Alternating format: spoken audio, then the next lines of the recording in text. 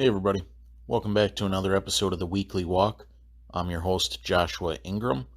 It is Monday, August 14th, year of our Lord 2023. And this is episode number 96.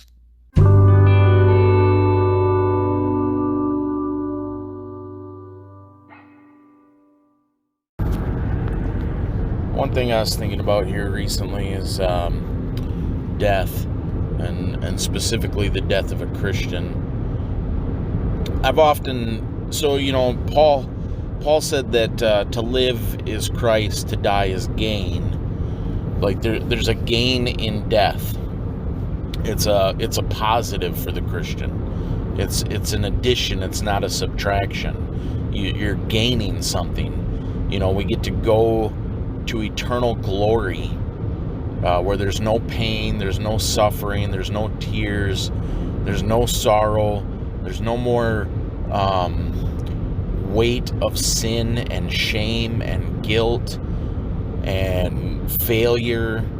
It's all gone. We'll be eternally glorified, and that's an amazing thing. I've often thought, so I lived in St. Paul for many years, St. Paul, Minnesota, and on my way to work, I'd have to drive. If you're familiar with the area, I'd drive down 35E. I lived just north of the city, and my work was south of the city, so I'd drive right through the city. And as I'm driving down 35, I'd have the city skyline in front of me, with the skyscrapers and just what a typical city looks like. And I'd be looking at it, and my thoughts would go towards, what if there was a nuclear war? What if as I'm driving to work, I see a nuclear missile coming towards the city, and that's it. There's no escape. It's done. That missile hits, it's wiping out everything in a 30-mile radius, and so it would be over. And I've tried to explain this to other brothers. I don't think they get it, or they think maybe I'm not. They assume that I'm not thinking things through all the way. Because there is, in death, there is a fear of the pain. There's a fear of what the process is going to be like as your body shuts down. What's that going to feel like? What kind of fear of the unknown or whatever. But I honestly, I don't have that, because there is fear of the pain. Nobody wants to go through pain and suffering, so it's the unknown of what it's going to feel like. That certainly affects me, but the unknown of what's going to happen, that's not a reality for me. That shouldn't be a reality for a Christian. I know what's going to happen when I take my last breath. I know where I'm going. I know what the end result is, and it's gain. And so honestly, when I'd be driving and I'd think about that, it was a joyous feeling to me. Not in the sense of all these not innocent, but all these people are going to die, and there's going to be all this suffering. That's not what I'm thinking about, but I'm looking at it thinking that it's a relief. There would just be a sense of great relief, a sigh of, it would be a joyous thought to me, because it's man, it's over. The work is done. The labor is over. And it would be, yeah, that's the best way to describe it, as a relief. I'd feel like when I think about that missile hitting the city and what my last thoughts would be, it was just an exhale of relief. That's the only word I can think of. Sorry, is relief. Because my life as a Christian is a struggle. It's the Romans 7. I want to be holy. I want to be obedient to God. I want to be pleasing to God. I want to be holy, but I'm not. I fail so frequently. Every single day I wake up, it's almost like immediately there's sinful thoughts. There's thoughts of lust, there's thoughts of vengeance, there's thoughts of anger and frustration, there's thoughts of just all sorts of impurity. And that's a struggle. It's a hardship to do what we don't want to do, to have your inner man crying out for obedience and love to God, and then your outward flesh failing and sinning so frequently. It's a tremendous, weighty thing it's laborious. It feels, it is a struggle each day. It's an inward fight against sin. It's an inward fight against self. It's just this struggle against our human nature. And I hate self. I hate the flesh. It's an enemy. It deceives me. It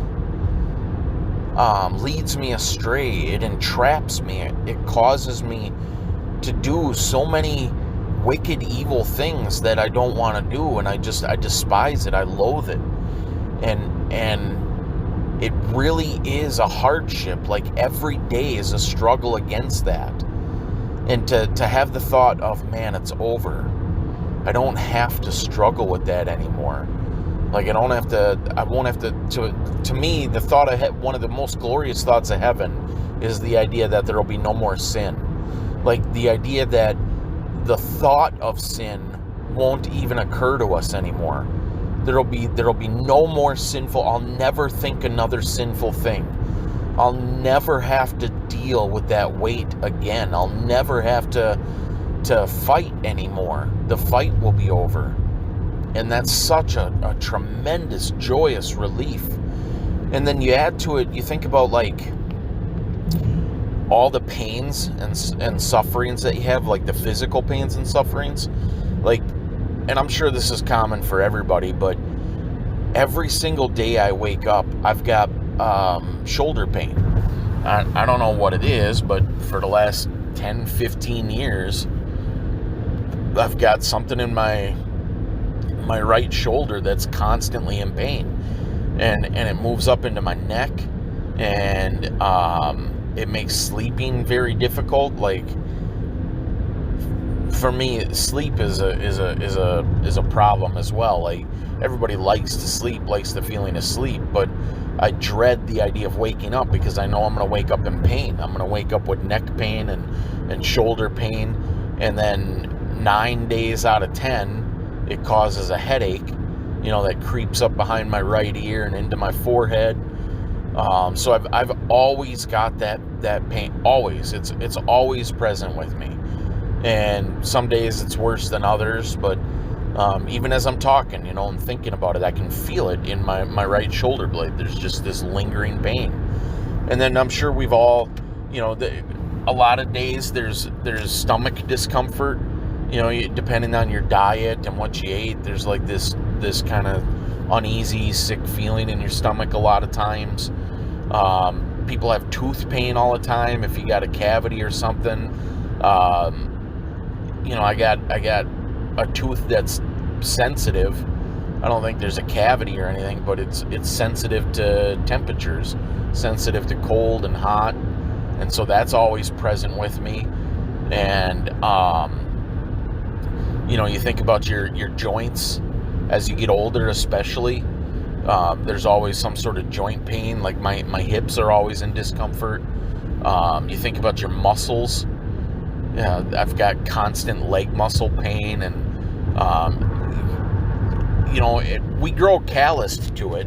Like, we have the human body is pretty amazing that we get used to things, and so we just kind of, unless you really think about it, you don't notice it. You just go about your day. But there's always a tightness or a fatigue in the muscles.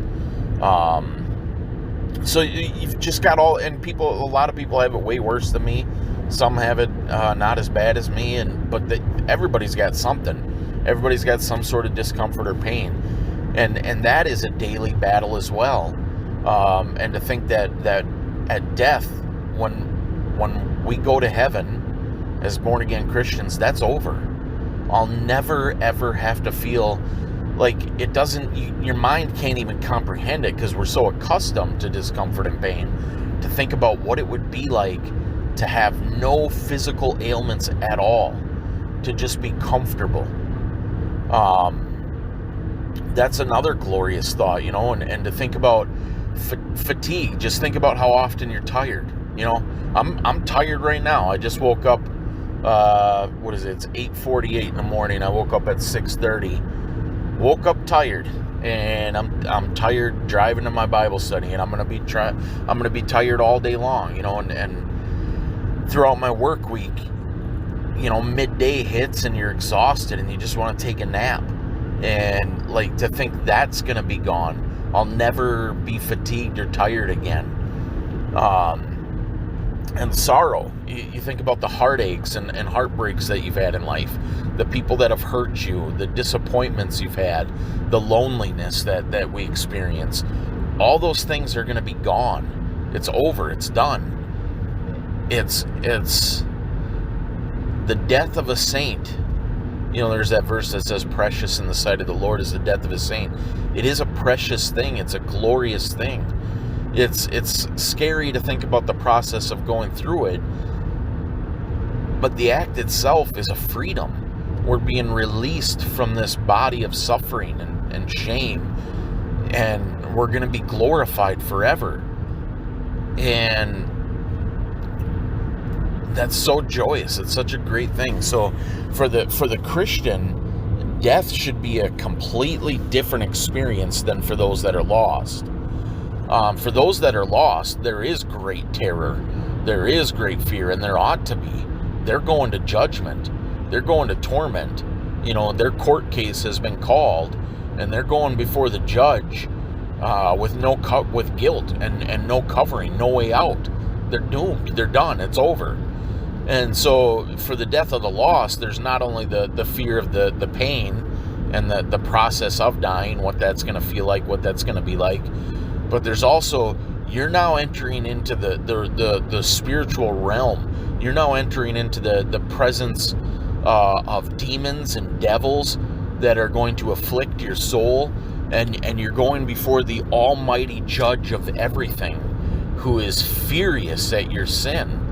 The great God who cannot be trifled with, and you're going to stand before him guilty. So there is terror. There should be mind-numbing terror in the death of the lost. Like it is unfathomable. It's beyond terror. It's incomprehensible what that would be like. But for the saint, it's completely different.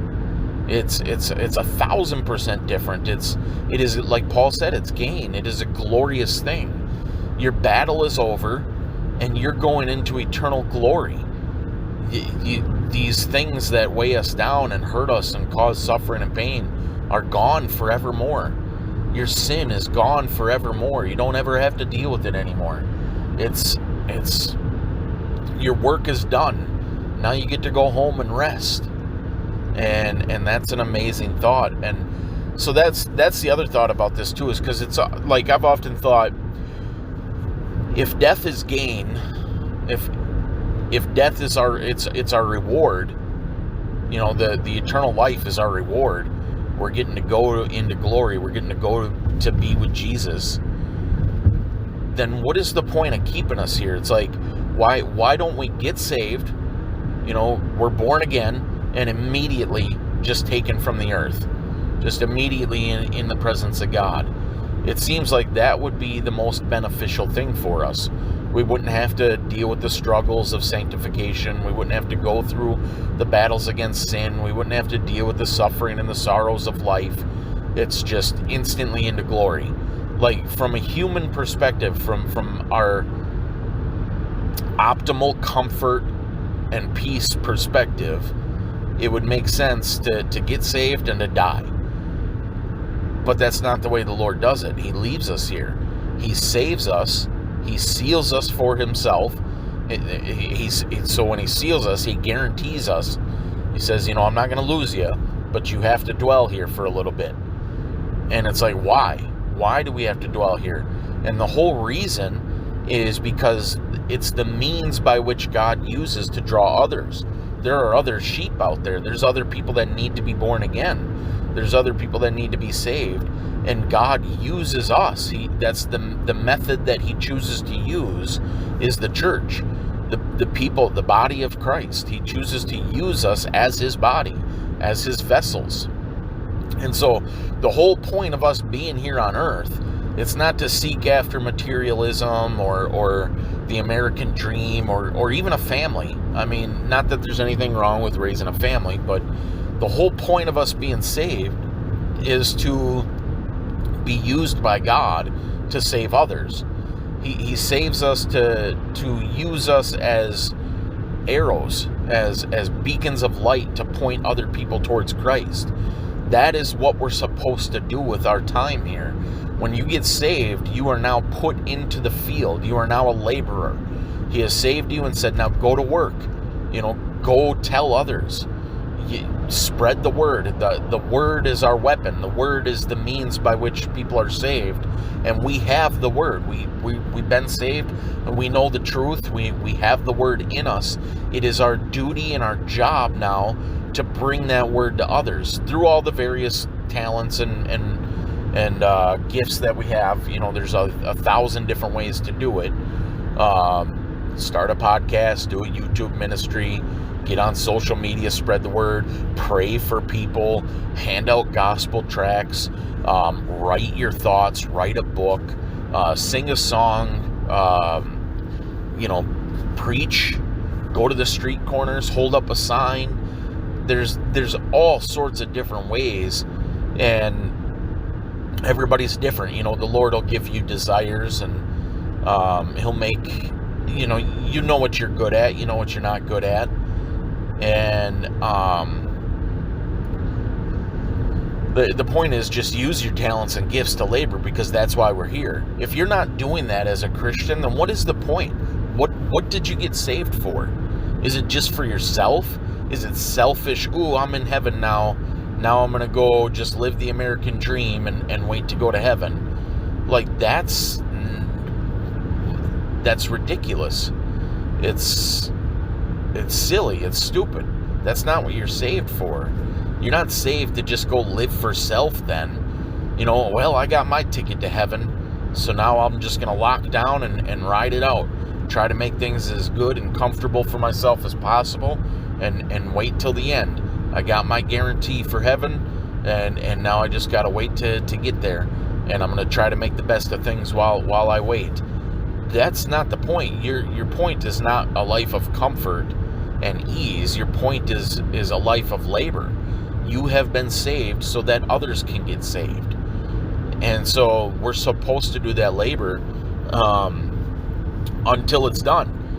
Work until the 12th hour. Work until the Lord says, all right, it's done, and calls you home. And that's what death is for the saint. It's clocking out. It's saying, all right, job's done. And we don't know when that is. The Lord has us each here for a set amount of time to labor. Paul said that too. He said, I want to go back to heaven, but I know that there's work to be done. He said, it's beneficial for me to stay for the sake of you all. I've got to stay because there's sheep to be saved. I have to stay here and labor. It would be good for me to just go home, just to go clock out and go rest. But there's things to be done. And that is what it is for us as well. We've got work to do. And so we need to use our time, use our resources to labor, to work. Work as hard as you can. Give it your all. Burn the candle at both ends, because a candle burning at both ends burns brightest. And we want to be that lamp on a hill. We don't want to shade it and put it under a bushel. We're the salt of the earth, the light of the world. Go be the light. Go be the salt. Shine forth in all these various different ways. Work hard, 24/7 if we can. I mean, we got to sleep and we got to eat and we got to pay bills, so we have to, unfortunately, do secular work as well, but every other minute that you can, use all your strength, all your effort to labor for the kingdom. Do work for the King. And then when it's done, rejoice that it's done. Rejoice that you get to go home. Rejoice that you get to clock out and you don't have to, it's hard. The labor is hard. We have to suffer. We have to go through things. And we have to deal with these pains and these sorrows and these heartaches and the hardships. But just keep going. Just keep laboring. Keep working. And then rejoice when that day is over. Rejoice when it's time to go home.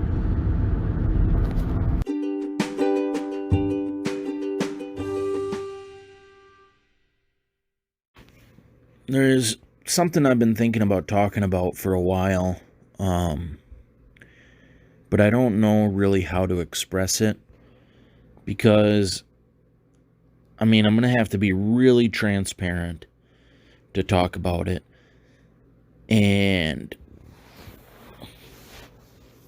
I just feel like people are going to think I'm such a horrible, terrible person when they hear this.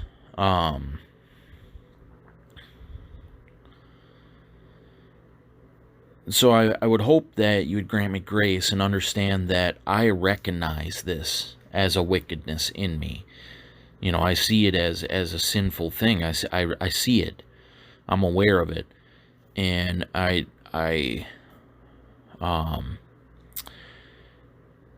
do want it to be gone from my character. I want to be free from this. I want to be, the goal of the Christian is to continually strive towards holiness. And so an awareness of this fault within me,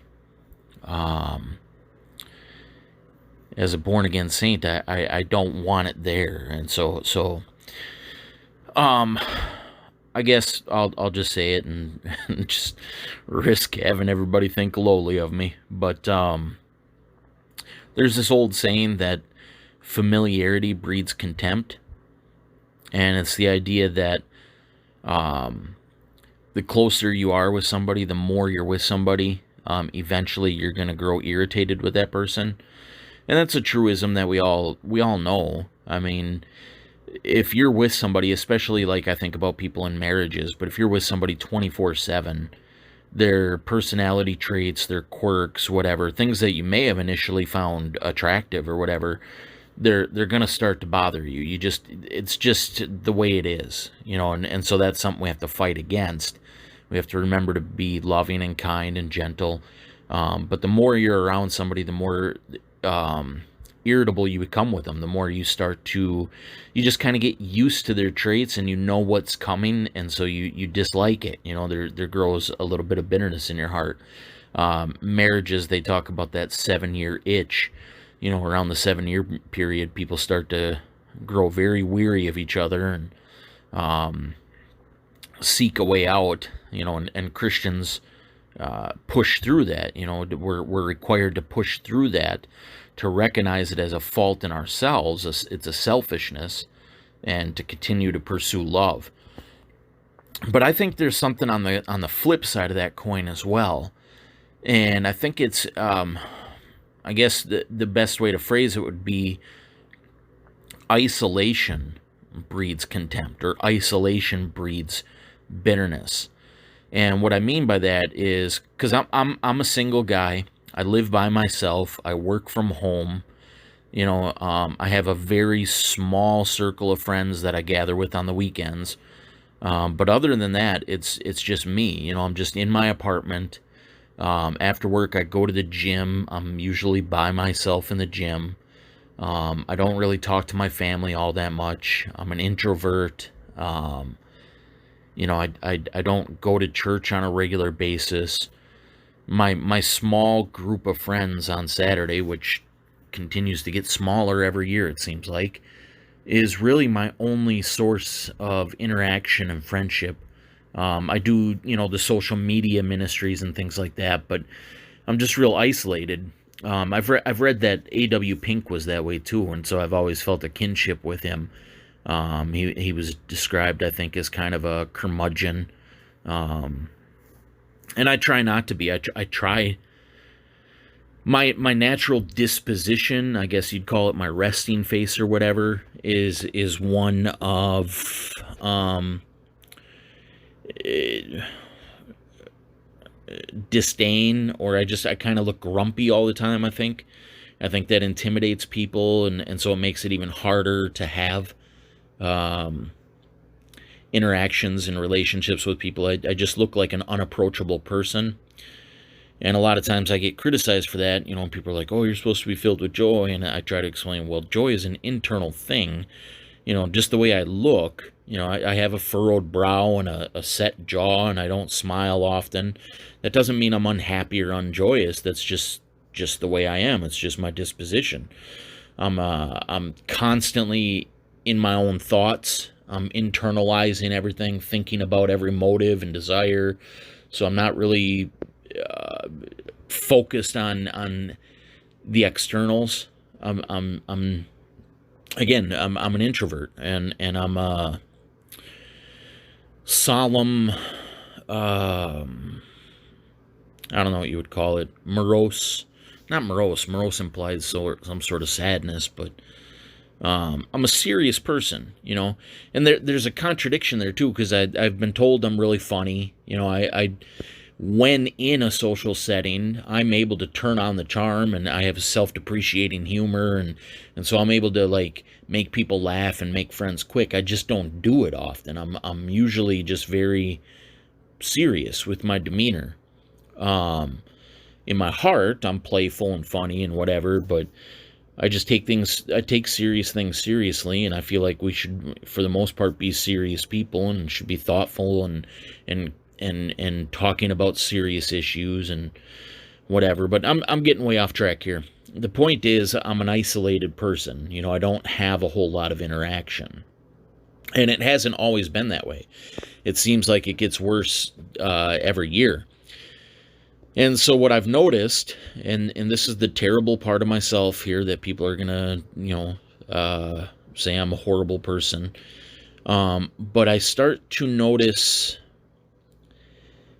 I don't know what the word is. I don't. It's almost despising.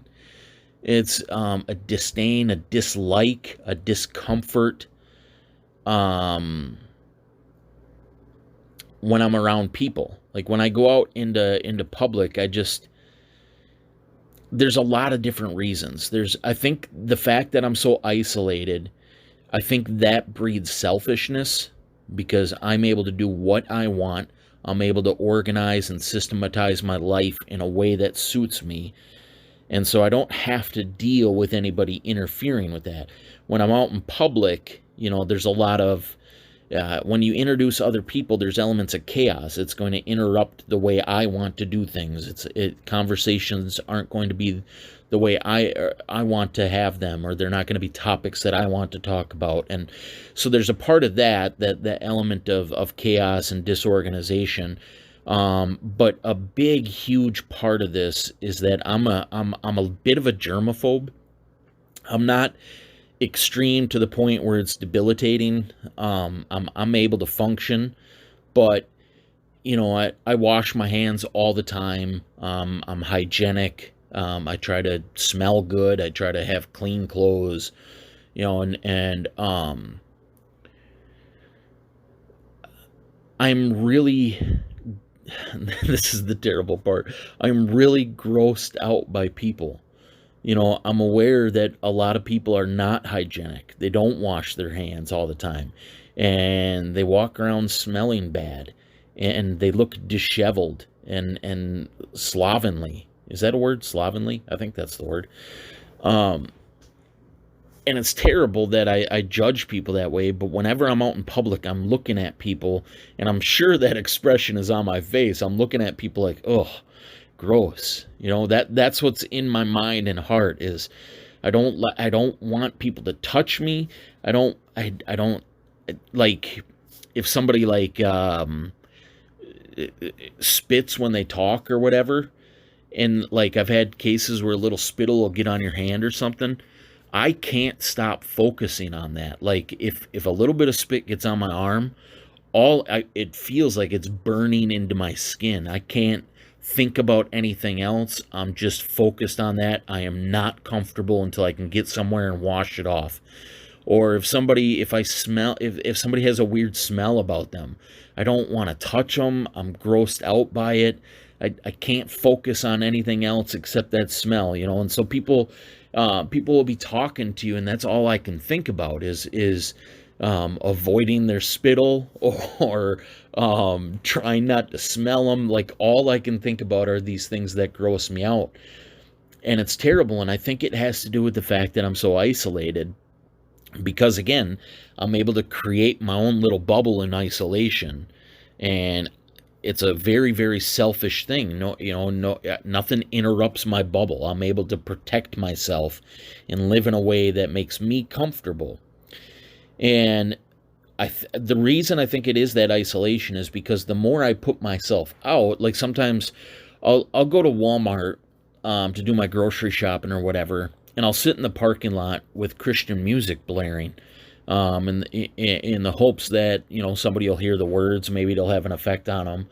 And I'll go there, and initially there's all these wicked thoughts in my heart about people, thinking about the grossness, and just, also, because I'm an introvert, I hate small talk. I'm incredibly uncomfortable with conversation, unless we're talking something important. But just small talk, I feel so, as soon as somebody starts talking to me, all I can think about is getting away, ending the conversation. I'm totally uneasy in a conversation. And so I've got that going on in my heart. I've got the germophobia thing going on in my heart. I've got, of course, my own pride. Pride is always lurking there. Just this wicked thought, like, I don't know how to describe it. It's just a prideful thought, but all those things. But the longer I sit out amongst people, I find my heart softening and starting to grow compassionate towards others. I start to pity the lost, start to feel sorry for them, to feel bad for them. And that's what really tied this all together. I've been aware of my faults. I've been, like, so I see, okay, I'm an introvert. I hate chit chat. I hate those awkward conversations, and I've been aware of that for a long time, and I recognize it as a fault. I recognize it as something that prevents me from being more sociable, and if you're sociable and extroverted, it's going to open more doors for the gospel. Like I say, when my introverted attitude and the look on my face, I think, pushes people away, scares people away, and so there's not open doors of communication there. And that shouldn't be. Like, we want to spread the gospel. It's a hindrance to the gospel. And so I'm always aware of that. And I've always been aware of my germophobia and how wrong it is. I don't know how I'll ever get past that. Like, I hate bodily fluids. I'm grossed out by everything. I don't want anything to do with bodily fluids. It just, like I say, it burns. And if I'm around somebody and I see something gross, that is all I can think about. It burns itself into my mind, and I'm unable to focus on anything else. But I shouldn't be judging people on that. I shouldn't be having a hard heart towards people with that. So I've got all these external things. I've got my countenance. I've got my uncomfortableness with conversation. I've got the germophobia thing. These things are hindering the gospel. They're preventing opportunities. And so I'm aware of that. But what made me think about the isolation thing is like I say, these times where I'm sitting in the parking lot, just playing Christian music really loud and watching people, and noticing that as I'm amongst them, I start to soften. I start to think more about not protecting my own selfish comfort, but I start to think about their need for the gospel. And so I started tying that together and thinking, man, it's really the isolation. And I've heard this before. There's this, as I studied geopolitical conspiracies, New World Order type stuff, there's this theory that part of technology like smartphones and everything is the New World Order is aware of this isolation breeding contempt, and they want to isolate us all from each other. They want to limit one-on-one interactions because they understand that it causes this coldness towards each other, and it makes it easier to pit each other against each other. It makes it easier to create bitterness and hatred towards one another when we're isolated. It's community that conquers that. It's being around people that defeats that. And so I was aware of that before, but it never really clicked in my head that it was occurring to me. I mean, I've been aware for a long time of the for years now. I really since C19 kicked off. I don't know if I can say it. If everything's so censored nowadays, I don't know if, because this podcast goes on Spotify, so I don't know if they would censor that if I say the word. But ever since that, I've been really focused in on the verse that says, because sin abounds, the love of many grows cold. And I've recognized my love growing cold as I watch sin abound in society. Like, especially like if you spend time watching the news, real news, independent journalism, not mainstream media, you see the wickedness that this system, this New World Order system, is doing every day, and the demoralization of society every day. And when you look that in the face for any extended period of time, you start to get really cold. You start to hate society. You start to hate this wickedness. And you start to forget that it's the principalities and powers beyond them, and you just start to look at the individuals doing these things, and you start to grow cold. Your love starts to grow cold. So I've been aware of that for years. I've just been thinking about that in myself. I've been trying to counteract, because there were a couple years where I was watching, I was, wrapped up in the media for just every day, and seeing the lies and the deception and the wickedness, and how people are just going along with it. And I'd get so furious. I would just be boiling with anger, wanting justice, wanting vengeance, wanting righteousness, wanting judgment. And so that verse, the Lord brought that verse to mind to counteract that. I've been realizing, oh man, I can't let these things quench my love for others. But I think isolation does that as well. The more and more I isolate myself, the more distanced from society and social interaction I become, the more cold towards people I become. And I think it's different. It's not because I'm wanting, like, when you look at the world events and the demoralization of society, it almost feels like a righteous anger because you want justice. But this is different. This is isolation causes a selfishness. I get so used to having my way and being in my own comfort zone, that I start to look at people as a threat to that. I start to see everybody as a threat to my comfortableness. That's why some of my brothers say, I'm not fit for marriage, because they're like, man, you invite somebody into your life, and I think that's whole different thing. I think you're making a conscious decision to share your life. But maybe it has to be that way with everybody too, not just in marriage. Maybe, we have to make a conscious decision that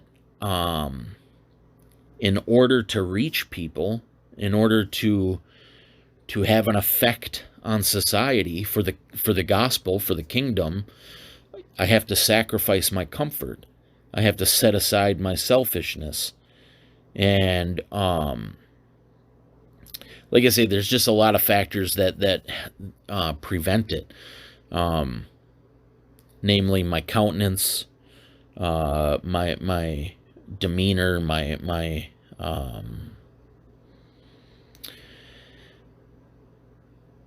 uncomfortableness, and my germophobia. all these things tie together to make it really hard for me to reach out and embrace society. Um, so I don't know how I'm going to get past it. I mean, being aware of it is the first step, I guess, and just kind of, I guess I would have to just force myself out into the public sphere, force myself into social settings, and just kind of, because like I say, once you're there, it's almost like by nature. I guess it is because of the Holy Spirit within us. We naturally start to grow more compassionate towards others, and we start to be more outwardly focused than inwardly focused. But yeah, so just a fault I recognize in myself that I wanted to share.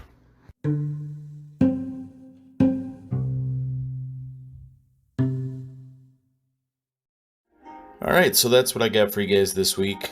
As always, I truly appreciate you listening. I love you, and Lord willing, we'll talk to you next time.